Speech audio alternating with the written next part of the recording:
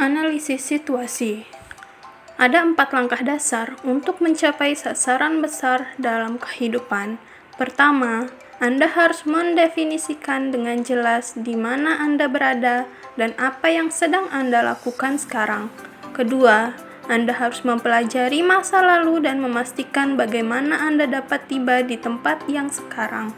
Ketiga, Anda harus memutuskan kemana Anda akan pergi dan di mana Anda ingin berada dalam 1, 2, 3, dan 5 tahun mendatang. Terakhir, Anda harus memutuskan bagaimana Anda akan beranjak dari tempat yang sekarang ke tempat yang Anda inginkan di masa depan. Ketika saya melaksanakan sesi perencanaan strategis untuk para eksekutif berbagai perusahaan besar, banyak sekali waktu yang kami habiskan untuk menganalisis perusahaan dalam keberadaan saat itu. Ada kalanya analisis yang menyeluruh dari situasi saat ini dapat memberikan wawasan berharga tentang apa yang harus dilakukan perusahaan di masa depan.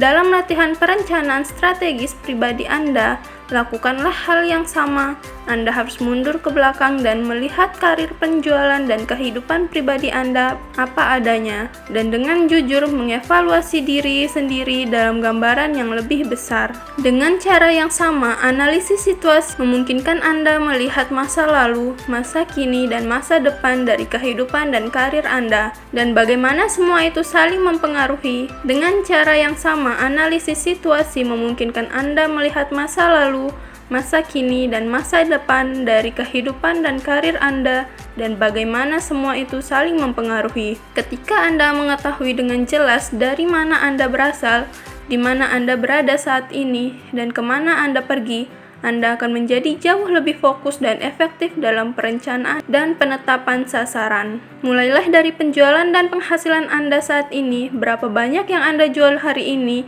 dan berapa banyak yang Anda dapatkan. Berapa banyak yang Anda jual dan dapatkan setahun yang lalu? Berapa banyak yang Anda jual dan dapatkan 2 tahun yang lalu, 3 tahun yang lalu? Apa saja tren yang Anda lihat dalam karir penjualan Anda? Apakah penjualan dan penghasilan Anda naik perlahan-lahan, meningkat setiap tahun? Atau apakah penjualan dan karir Anda sama saja atau malah menurun? Salah satu kunci keterampilan berpikir dari orang superior adalah bahwa ia menerapkan teknik analisis situasi puncak gunung es. Seperti yang Anda ketahui, 90% dari bongkahan gunung es berada di bawah permukaan air, dan oleh karena itu tidak terlihat. Ketika seorang pelaut melihat puncak gunung es, ia tahu bahwa sebagian besar dari gunung es tidak terlihat secara langsung, dan ia pun menyesuaikan arahnya. Hukum puncak gunung es adalah ketika suatu terjadi dalam kehidupan bisnis, Anda harus mengasumsikan suatu tren sampai terbukti sebaliknya. Anda harus mengasumsikan bahwa peristiwa tersebut, naik atau turunnya penjualan atau suatu perubahan dalam kehidupan Anda adalah puncak gunung es. Itu adalah indikasi dari suatu tren atau kecenderungan yang lebih dalam, yang sebagian besar tidak terlihat atau tidak dapat dijelaskan pada saat itu. Langkah berikutnya dalam analisis situasi adalah melihat produk atau jasa yang sekarang Anda jual. Analisislah proporsinya. Terapkan prinsip Pareto bagi penjualan Anda. Anda akan menemukan bahwa 80% penjualan berasal dari 20% produk Anda. Pada saat yang sama, 80% waktu Anda dihabiskan untuk aktivitas yang hanya menghasilkan bagaimana proporsinya. Apa saja tren itu? Apa yang Anda jual tahun lalu dan tahun sebelumnya? Jika segalanya berlangsung sama, apa yang akan Anda jual tahun depan dan setahun ke depan? Analisislah basis pelanggan Anda yang ada saat ini. Siapa pelanggan utama dan minor? Apa kesamaan yang mereka miliki? Apa jenis perusahaan tempat pelanggan Anda bekerja dan apa jenis posisi mereka? Khususnya bagaimana pelanggan Anda berubah selama 1 tahun atau 2 tahun terakhir. Jika tren ini berlanjut, kepada siapakah Anda akan menjual dalam bulan-bulan dan tahun-tahun mendatang? Apakah tren ini sehat atau tidak bagi kesuksesan karir penjualan Anda? Salah satu aspek terpenting dalam penjualan adalah menyadari bahwa Anda paling berhasil untuk menjual menjual kepada jenis orang tertentu. Mungkin ada banyak calon pelanggan potensial di pasar, tetapi mereka tidak akan menjadi calon pelanggan Anda.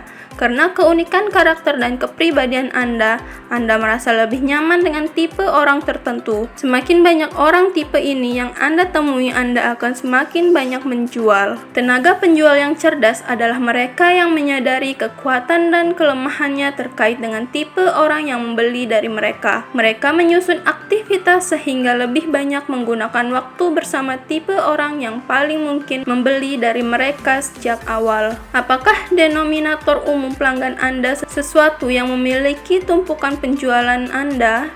Langkah berikutnya dalam analisis situasi adalah mempelajari sejarah finansial pribadi. Layaknya Anda mengajukan permohonan pinjaman bank, buatlah pernyataan tentang aset, utang, dan kekayaan bersih Anda.